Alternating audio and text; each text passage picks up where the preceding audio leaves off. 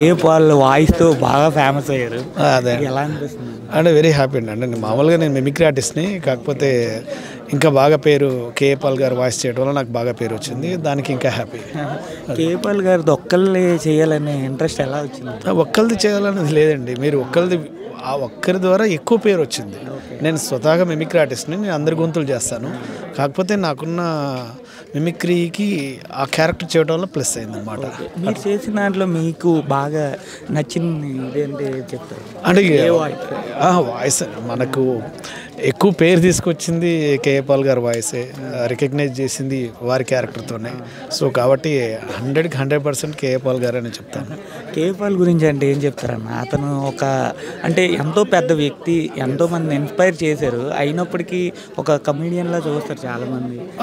నేను చాలా గౌరవిస్తానండి, చాలా రెస్పెక్ట్ ఇస్తాను. అంటే నా ఉద్దేశం ఏంటంటే ఇప్పుడు అంటే పెద్దవాళ్ళని విమర్శించేంత స్థాయి మనకు లేదండి. నేను చాలా చిన్నవాడిని. కాకపోతే ఎప్పుడైనా సరే ఒకటండి, అది నేను అలా ఏమంటే నాకు తెలిసిందల్లా ఏంటంటే పెద్దవాళ్ళని గౌరవించుకుంటూ ముందుకెళ్ళటం అంతే. నేను ఒకళ్ళని ఇది చేసేట కదా నా క్యారెక్టర్ అది కాదు. కాకపోతే వారి రూపంలో నాకు అది పాత్ర వచ్చింది. వారి ద్వారా నాకు మంచి పేరు వచ్చింది. ఇది ఆ పేరుని ఇంకాస్త ముందుకు తీసుకెళ్ళాలని ట్రై చేస్తాను అంతే. ఓకే. కేఏ పాల్ వాయిస్‌లో ఏదైనా ఒక చిన్న మీకు అందరికీ తెలిసిందే. కాకపోతే 100కి 100% మీ అందరికీ తెలుసు. నేను చాలా ఇంటర్వ్యూస్లు చేశాను. చాలా మంచి పేరు వచ్చిందని కూడా. థ్యాంక్ యూ అండి. ఫ్యూచర్‌లో ఇంకేమైనా చేస్తున్నాను. మంచి క్యారెక్టర్స్ కోసమే నేను కొంచెం నాకు లేట్ కానీ ఈ మధ్య చాలా మంచి క్యారెక్టర్స్ ఉన్నాయి. Coming soon.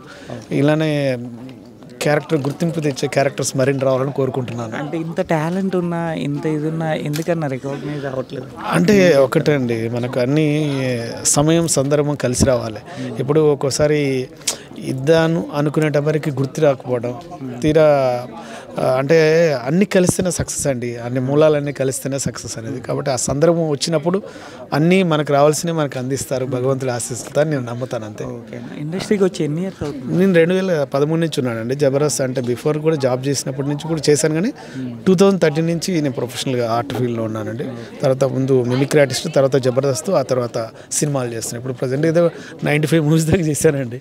కానీ నాకు పేరు వచ్చింది ఆర్జీవి గారి మూవీ కేఏ పాల్ క్యారెక్టర్తో. 95 మూవీస్? అవునండి. చాలా చిన్న చాలా చేశాను అనమాట. మారుతి నా హిస్టరీలో ఎక్కువ డైరెక్టర్ మారుతి సార్ డైరెక్షన్లో ఎక్కువ చేశానండి.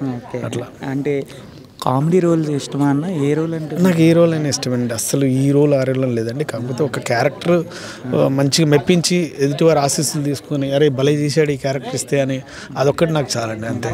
ఓకే. ఇన్ని ఇయర్స్ అయింది కదన్న ఇండస్ట్రీకి వచ్చి, ఎప్పుడైనా ఫీల్ అయ్యారా ఏదైనా అంటే ఎందుకు వచ్చాం అనే ఫీల్ ఎప్పుడైనా వచ్చిందా?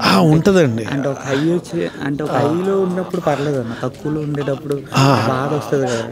100కి 100% ఉంటుందండి. బాధ ఉంటుంది. బాధ ఎందుకు ఉంటుంది అంటే మనల్ని అర్థం చేసుకునే వ్యక్తులు మనకు దొరక్కపోయి అన్నది అదొక ఫీల్ అయితే 100% ఉంటుందండి. కానీ ఇందులో బాధ వచ్చినా, కష్టం వచ్చినా, నష్టం వచ్చినా దీన్ని ఆస్వాదించేంత ఆత్మవిశ్వాసం కూడా ఉండాలంట. ఎందుకంటే ఈ ఫీల్డ్లో ఫస్ట్ మనం అనుకున్న ఫీల్డ్లో మనం పని చేసుకొని బతకగలుగుతున్నాం అని ఒక సంతృప్తి ఉంటుందండి ఫస్ట్. అది. ఓకే. ఓకే అన్న, థ్యాంక్ యూ అండి.